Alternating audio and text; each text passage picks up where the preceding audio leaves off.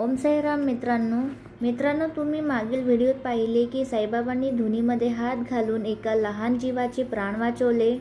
पण तुम्हाला माहिती का, बाबा केवळ अग्नीवरच नाही तर साक्षात काळावर सुद्धा नियंत्रण ठेवू शकत होते। एकदा बाबाचे परमभक्त श्यामा यांना विषारी सापाने दंश केला। विष वेगाने शरीरात पसरू लागले। श्यामा वेदनेने भेवळत द्वारका माईकडे धावत आले।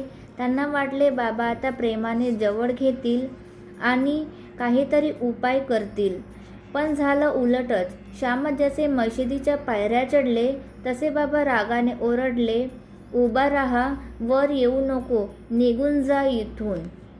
मित्रांनो, ही कथा तुम्हाला जर पूर्ण बघायची असेल तर मी खाली लिंक शेअर करते आहे, त्या लिंकवर तुम्ही क्लिक करून ही कथा पूर्ण ऐकू शकता।